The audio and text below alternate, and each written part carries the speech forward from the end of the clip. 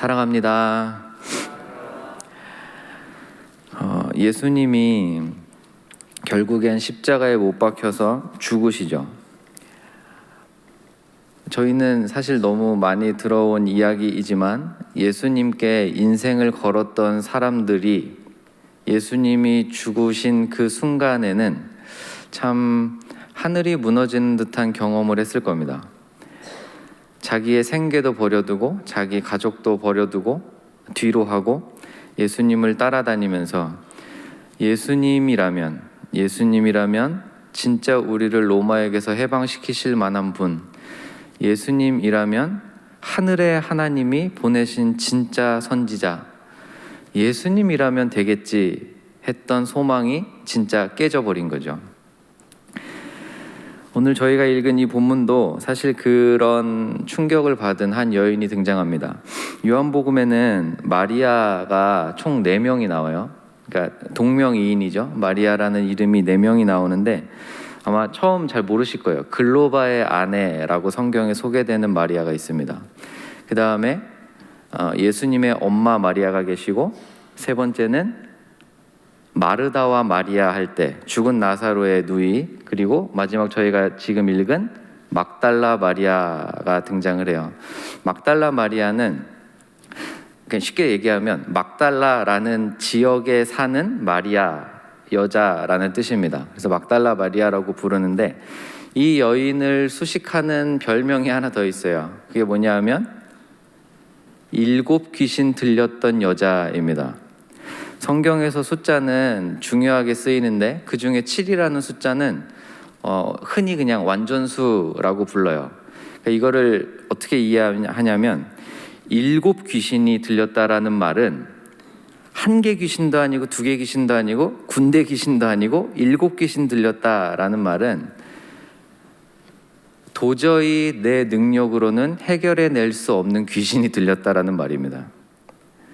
나는 볼 것도 없고 이 지구상에 어떤 뛰어난 인간이 와도, 어떤 탁월한 사람이 와도, 어떤 무당이 와도 이 귀신을 이길 수 없다는 말이에요. 그게 7 귀신 들렸다라는 말의 의미입니다.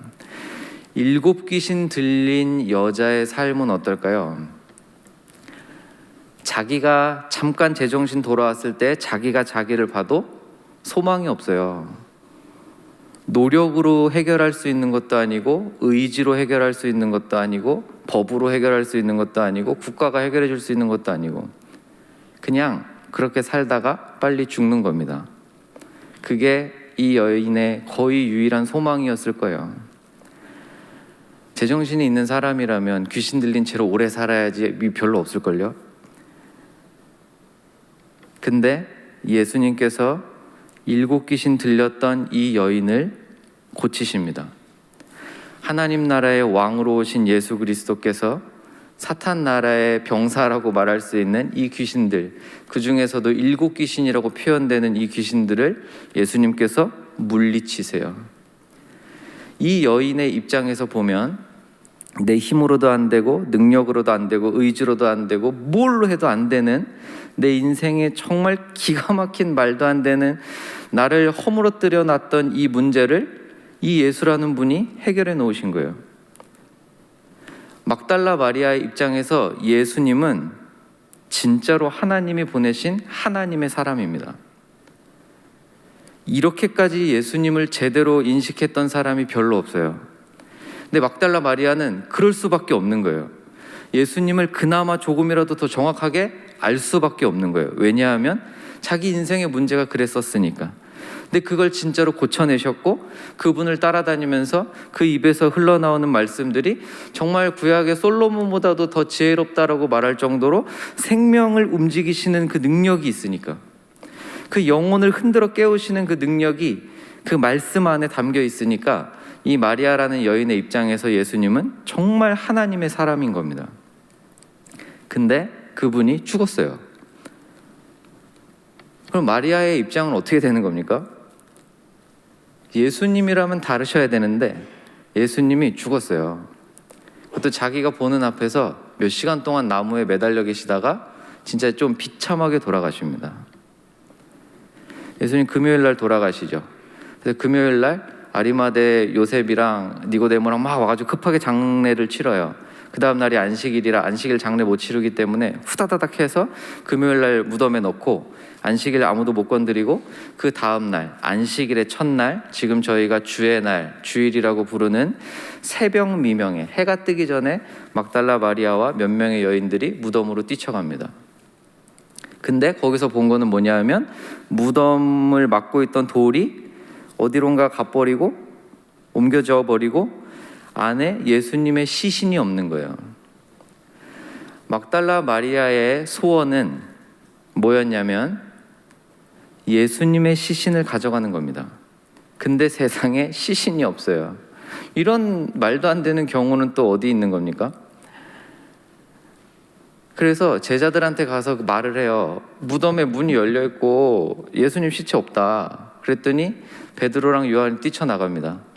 그래서 막 둘이 보고 들어가는데 요한이 들어가서 보고서야, 성경이 뭐라고 표현하냐면 요한이 들어가서 보고 난 뒤에 예수님의 시신이 없다는 것을 보고 믿었더라라 그래요. 요한복음에서는 요한복음의 가장 중요한 핵심 내용은 믿음입니다.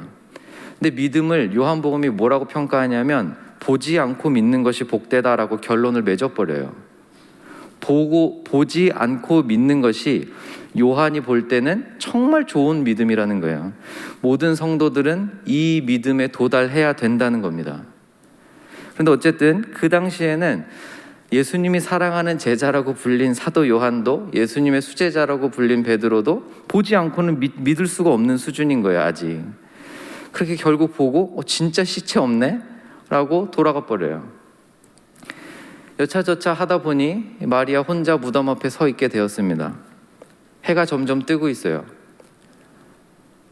왜 이렇게 갑자기 처량한지, 그냥 갑자기 눈물이 또 떨어지면서 정신을 좀 잘 못 차렸을 것 같아요. 그러다가 이렇게 고개를 숙여서 무덤을 보니까 갑자기 천사 둘이 와 있는 거예요.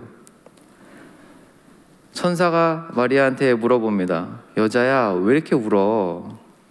그때 감정이 북받쳐 올라서 막 터져 나와요. 누군지 모르겠는데 내 주님을 누가 가져갔습니다. 나 너무너무 예수님, 내가 사랑했던 그분의 시신이라도 가져가고 싶은데 어디 있는지를 몰라서 울고 있습니다. 그때 뒤에 예수님이 나타나요. 예수님의 등장은 언제나 기가 막힙니다. 딱 뒤에 나타나셔서 똑같이 물어보세요. 여자야, 왜 이렇게 울어? 근데 마리아가 예수님을 못 알아봐요. 이게 무슨 의미일까요? 사랑하는 여러분, 하나님을 사랑해도 하나님을 모를 수 있습니다. 예수님을 그렇게 사랑해서 시체라도 가져가겠다고 무덤 앞에 울고 있는 여자도 정말 온 감정을 다 동원해서 예수님을 사랑한다고 표현해도 틀리지 않을 그 여자도 예수님 못 알아볼 수 있어요. 하나님을 아는 지식과 우리의 감정은 다른 거예요. 사람의 감정으로 하나님을 알 수는 없어요. 이게 진짜 묘한 포인트거든요. 저희의 신앙은 가끔 저희는 어떻게 생각하냐면 신앙이 좋다는 거는 성경을 많이 지식적으로 알고 그게 정말 이 마음에 감동이 돼서 감정적으로 막 뜨겁고 이럴 때 내 신앙이 진짜 좋네라고 느끼기가 쉽거든요. 물론 그럴 수 있는데 거룩한 감정 당연히 인정되고 하나님께서 기뻐하시지만, 그리고 성령께서 그 뜨거운 마음들을 일으키실 때가 있지만 사람의 감정으로는 하나님을 다 알 수 없습니다. 그렇게 사랑하는 마리아인데 주님을 몰라보는 거예요. 그래서 뭐라 그러냐면 동산지기인 줄 알고, 그 무덤 지키는 사람인 줄 알고, 제발 알려주세요. 그럼 내가 조용히 가져가겠습니다. 아무한테도 소리 소문 안 내고 조용히 가져갈게요. 그때 예수님 뭐라고 하시냐면 16절에 예수께서 마리아야 라고 부르세요. 마리아야 하시거늘 마리아가 너무너무 놀라서 순간적으로 라삐어 라고 불러 선생님 불러버립니다. 그러면서 아마 이때 정말 자기를 부르신 그분이 동산지기인 줄 알았던 그 남자가 자기가 너무 그렇게 사모했던, 그리고 진짜 자신의 그 인생의 모든 문제를 해결하셨던 살아 역사하시는 하나님의 아들 예수 그리스도라는 걸 알게 돼요. 그러면서 예수님이 하신 말을 유추해 보니 17절에 예수께서 이르시되 나를 붙들지 말아라 이렇게 말리시잖아요. 그런 걸 보니 마리아가 예수님한테 막 달려가가지고 뭐 어떻게 안으려고 했는지 옷을 잡으려고 했는지 했던 것 같아요. 예수님 막으세요. 아직 아니야. 네가 나를 붙잡는 건 나와 같이 있고 싶어서잖아. 나를 만나고 나를 만지고 나를 붙들고 내 옆에 있고 싶은 거잖아. 근데 그 이전까지 예수께서 십자가 지시기 전까지는 그게 가능했는데 예수님이 죽으시고 부활하신 이후에는 아직 안 돼. 이제부터는 나와 함께하는 건 내 물리적인 육신과 함께한다는 의미가 아니라 예수의 영이신 성령께서 너희에게 오시면 그제야 너희가 나와 함께 있게 될 것이다 라는 의미로 아직 나를 만지면 안 돼 라고 막아두세요. 그러면서 마리아에게 빨리 저 남자들 제자들한테 가서 너에게 어떤 일이 일어났는지 내가 너에게 뭐라고 가르쳤는지 가서 전해라. 그래서 이 몇 년 전까지만 해도 7 귀신 들려서 사람들한테 손가락질 받고 침뱉음 받았던 여인이 부활하신 예수 그리스도를 가장 처음 만나고, 그리고 사람이 죽음의 권세를 이기고 부활 승리하셨다는 하나님께서 구약의 모든 언약의 약속을 성취해내신 그 예수 그리스도를, 그 부활의 놀라운 복음을 처음으로 전하게 되는 영광을 얻게 됩니다. 이 내용을 제가 묵상하면서 기도를 하는데 이렇게 연결이 돼요. 지금 마리아가 간절하게 구하고 있던 건 뭐였죠? 저희가 함께 11절부터 읽었는데 11절에서 막달라 마리아가 정말 애타게 울면서 바라고 있었던 건 뭐죠? 정말 그렇게 기도했던 내용이 뭐죠? 예수님 시체라도 가져가고 싶습니다. 이게 마리아의 간절한 소망이에요. 저희에게도 다 한두 개씩은 간절한 소망이라는 게 있죠.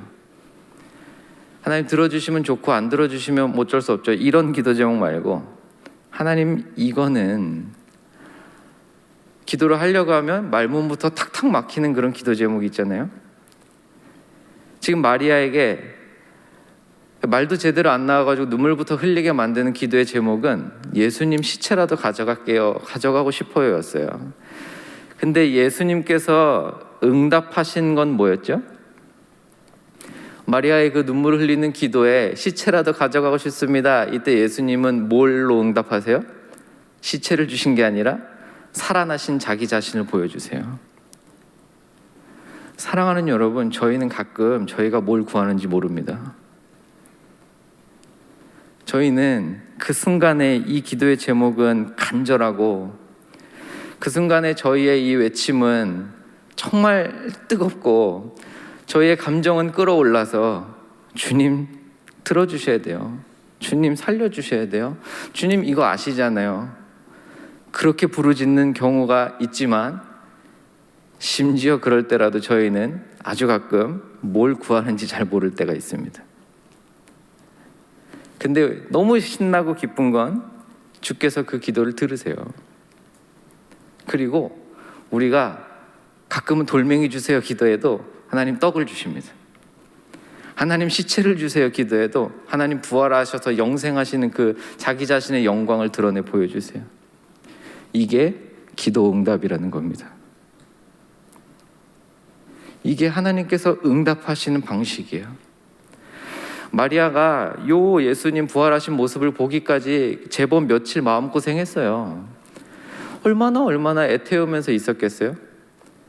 왜냐하면 딱 봐도 예수님 잡아 죽인 저 대적자들이 가만히 두지 않을 것 같았거든요. 그래서 새벽 미명부터 안식일 끝나자마자 그냥 뛰어 달려오는 거예요. 근데 한 발 늦은 거죠. 그 마음을 누가 다 알겠습니까? 그렇게 간절한 마음으로 기도했지만 제대로 구하는 기도를 드릴 줄 모를 때도 우리 주께서는 그 기도를 기쁘게 받으시고, 그렇게 무덤 앞에서 울며 시체라도 가져가겠다는 그 여인 앞에 나타나셔서 마리아라고 불러주시며 위로하시고 회복시키셔서 나의 부활의 기쁨의 소식을 전하라는 사명까지 주시는 분이 우리 주님이신 줄 믿습니다. 이게 기가 막힌 거죠. 다른 마리아 이야기 한번 더 해볼까요? 요한복음 11장에 보면 막달라 마리아 말고 마르다와 마리아가 나와요. 죽은 나사로 살리는 그 사건이거든요. 예수님의 이 죽으시고 살아나신 사건과 굉장히 비슷해요. 얼마 전에 일어난 일이기도 하고 실제로 예수님께서 사랑하는 친구 나사로가 죽어가고 있다는 소식을 들으셨습니다. 그러면 그 즉시 일어나셔서 살리러 가시면 되는데, 고치러 가시면 되는데 안 가시고 이틀을 더 머무세요. 그 소식 듣고 저 동네로 바로 가시면 되는데 일부러 안 가시고 요 동네에 이틀을 더 머무세요. 그리고 3일째 되는 날, 자 이제 가자라 그러십니다. 그래서 가봤더니 이미 무덤에 들어간 지 사흘이에요. 그 소식 딱 들렸을 때 이미 죽은 거예요, 나사로가. 언니 마르다가 예수님을 보고 와서 말합니다. 예수님, 당신이 저희 곁에 있으셨다면 내 오라비가 죽지 않았으리라고 저는 믿습니다. 이 믿음은 좋은 믿음입니까? 그냥 그런 믿음입니까? 어마어마한 믿음입니다. 예수님이 역사하시면 어떤 질병이라도 고쳐내실 수 있다는 믿음이 좋은 믿음이에요? 나쁜 믿음이에요? 엄청난 믿음이죠. 저희에게는 그런 믿음이 가끔 흔들리잖아요. 병원에서 중환자실에 누워 계신 분들 보면서 우리 주께서는 이거 외칠 수 있습니까? 저는 심장이 떨려서 아마 못 외칠 것 같아요. 근데 마르다가 지금 그 선언을 한 거예요. 당신은 하실 수 있었습니다. 근데 이미 죽었어요 라고 표현한 거죠. 동생 마리아도 와서 똑같이 말합니다. 주여, 주께서 우리 곁에 계셨다면 내 오라비가 죽지 않았으리라고 저는 믿습니다. 예수님께서 무덤 문 열어라, 그리고서 슬퍼하시면서 외치시죠. 근데 그 전에 무덤 문 열어, 그때 마르다가 와가지고 예수님, 이미 무덤에 들어간 지 사흘이 지나가지고 썩기 시작해서 냄새가 납니다. 굳이 안 여셔도 점점점 이렇게 한 거죠. 근데 예수께서 뭐라고 하시냐면, 네 말이 나를 믿으면 하나님의 영광을 보리라 라고 하지 않았느냐. 이걸 뒤집으면 이렇게 되는 겁니다. 하나님의 영광을 볼 수 있는 유일한 방법은 믿음밖에 없다는 겁니다. 네 말이, 내 말을 믿으면 하나님의 영광을 보리라 하지 않았느냐. 이제 볼 거다.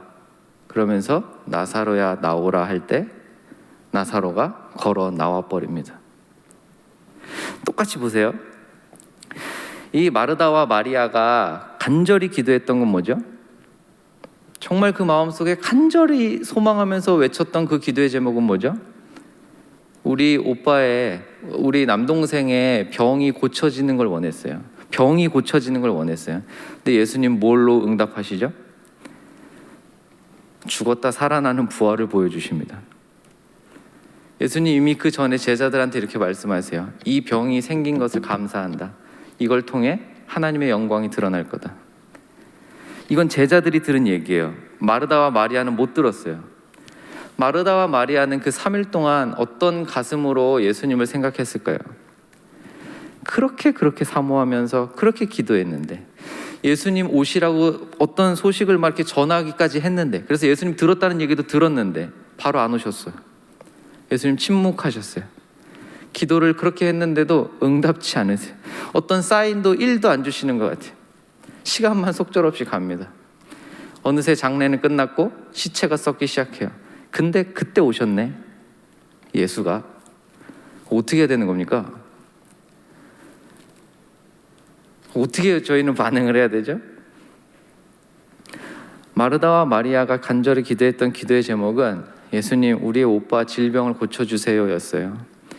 근데 예수님께서 응답하신 것은 오라비의 죽음과 부활이었습니다. 그 부활을 통해 자신의 십자가 죽음과 부활을 미리 알려주세요. 그러면서 동시에 그러면서 동시에 인간이 깨달을 수 있고 인간이 누릴 수 있는 가장 복된 진리, 예수 그리스도가 부활이요 생명이라는 이 진리를 깨닫게 만드시는 겁니다. 이게 예수님의 기도 응답의 방식이에요. 사랑하는 성도 여러분, 저희는 사실 교리적으로 이런 내용들을 얼추 알고 있습니다. 기도하면 다 응답되지 않거든요. 침묵의 기간이 엄청나게 길다는 거 다 경험해봐서 알거든요. 하나님은 왜 이렇게 길게 침묵하시는 걸까요? 왜 이렇게 내가 원할 때 내가 원하는 방식으로 응답해 주시지 않는 걸까요? 가끔은 우리가 시체를 구하기 때문에, 가끔은 우리가 병 고치는 수준으로 내가 내 눈과 내 귀로 인식할 수 있는 수준의 기도 응답을 구하기 때문에 하나님께서는 잠깐 기다리게 하셨다가 그 이상의 것을 주시는 분이신 줄 믿으시기를 바랍니다. 이 하나님의 침묵의 기간을 좋아할 사람이 어디 있겠어요? 간절히 기도하는데 이 가슴이 끊어져 버릴 것처럼 힘이 드는데 하나님이 아무것도 안 하시면 미치죠. 도대체 왜 이런 일이 내 삶에, 왜 나에게, 내 사랑하는 자녀에게, 부모에게 일어나는지 그걸 모두 무슨 수로 이해하겠어요? 도대체 왜 가만히 계시는지 그거를 이해할 수 있는 사람은 아마 없을 겁니다. 아브라함을 보십시오. 아들 잡으러 모리아 산으로 가는 그동안에 하나님 한마디도 안 하세요. 한마디만 해주시지. 양 준비했다. 그러면 편하게 갈 거 아니에요? 그냥 말 안 하세요. 욥 보세요. 몇 날 며칠을 그렇게 기왓장으로 자기 머리부터 발끝까지 긁어대고 있는데 하나님 말씀 안 하세요. 오히려 친구들과 피 터지게 싸웁니다. 하나님은 침묵하실 때가 아주 많아요. 사탄은 딱 그때 거봐라 네 기도가 그거밖에 안 되는 거야. 네가 지금 뭔가 잘못 구하는 거야. 하나님 진짜 살아계시기는 하디? 라고 저희를 속입니다. 사탄이 가장 잘하는 게 그거죠. 지금 네가 하는 기도 응답 안 될걸? 네가 지금 하는 기도 전에도 했잖아. 그 전주에도 했잖아. 새벽에도 했잖아. 응답 안 되잖아. 이게 저희가 기도할 때 적어도 저한테는 가장 힘이 드는 부분입니다.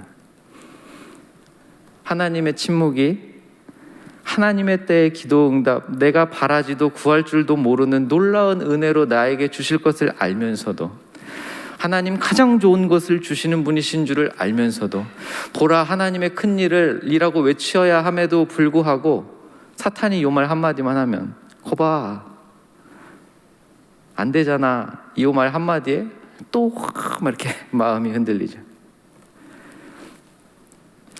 사랑하는 성도 여러분, 이 말씀을 통해 다시 한번 마음의 힘을 얻으시기를 바랍니다. 그래서 저희는 기도할 때 믿고 기도해야 하고, 그리고 기도한 뒤에 더 믿어야 되는 줄로 믿습니다.